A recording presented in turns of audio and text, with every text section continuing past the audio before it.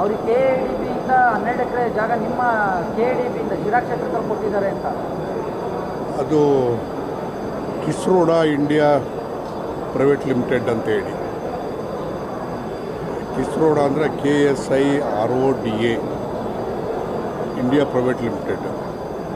ಅವರಿಗೆ TMT bars and allied products ಮಾಡೋಕ್ಕೆ ಸಿರಾ industrial ಏರಿಯಲ್ಲಿ 12 ಎಕರೆ ಜಮೀನು ಅಲಾಟ್ಮೆಂಟನ್ನು ಮಾಡಿದ್ದಾರೆ, ಸ್ಟೇಟ್ ಲೆವೆಲಲ್ಲಿ ಮಾಡಿದ್ದಾರೆ.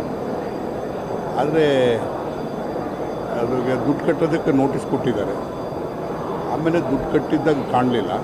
ಸಿರಾದಲ್ಲಂತೂ ಅಲಾಟ್ಮೆಂಟ್ ಆಗಿದೆ. ಅದೇನಾಯಿತು, ಅದಾದ ಸ್ವಲ್ಪ ದಿವಸಕ್ಕೆ ನಾವು ಬಂದ್ವಿ. ಅಲ್ಲಿ ಸ್ಥಳೀಯರಿಗೆ ಕೊಡಬೇಕು, ಯಾರಿಗೂ ಬೇರೆಯವ್ರಿಗೆ ಕೊಡಬಾರ್ದು ಅಂತೇಳಿ ಅದು ನಿರ್ಬಂಧ ಮಾಡಿದ ಹಿನ್ನೆಲೆಯಲ್ಲಿ ಅದು ಡ್ರಾಪ್ ಆಗಿರ್ಬೋದು ಅಂತ ಅಂದ್ಕೊಂಡಿದ್ದೆ ನಾನು. ವಿರೋಧ ಪಕ್ಷದವ್ರು ಹೇಳೋದು ರಂಜಾರಾವ್ ಹಿಂದೆ ಪ್ರಭಾವಿ ಸಚಿವರುಗಳಿದ್ದಾರೆ, ಅವ್ರಿಗೆ ಎಸ್ಕಾರ್ಟ್ ಎಲ್ಲ ಕೊಡ್ತಾ ಇದ್ರು ಅಂತ. ಇರ್ಬೋದು, ಸಚಿವರು ಇದ್ದಾರೋ ಮಾಜಿ ಸಚಿವರು ಇದ್ದಾರೋ ಗೊತ್ತಿಲ್ಲ,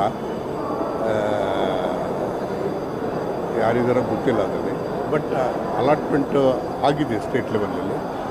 ಸ್ಟೇಟ್ ಲೆವೆಲಲ್ಲಿ ಅಲಾಟ್ಮೆಂಟ್ ಆಗಿ ಅದು ಹಣ ಕಟ್ಟಿಲ್ಲ. ಹಾಗಾಗಿ ಅದು ಅವರು ಲ್ಯಾಂಡು ಕೂಡ ತಗೊಂಡಿಲ್ಲ.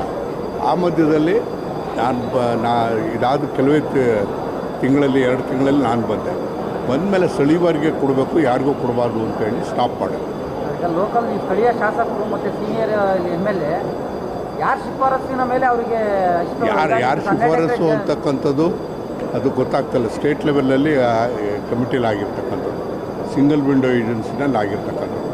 ಅಲ್ಲಿ ಯಾರ ಪ್ರಭಾವದಿಂದ ಆಗಿದೆ ಅಂತಕ್ಕಂಥದ್ದು ನಮ್ಗೆ ಅರ್ಥ ಆಗಲ್ಲ. ಅದು ಬಹುಶಃ ಅದು ಸರ್ಕಾರಕ್ಕೆ ತಿಳಿದಿರ್ತದೆ, ರೆಕಾರ್ಡ್ಸ್ ನೋಡಿದ್ರೆ ಗೊತ್ತಾಗ್ತದೆ.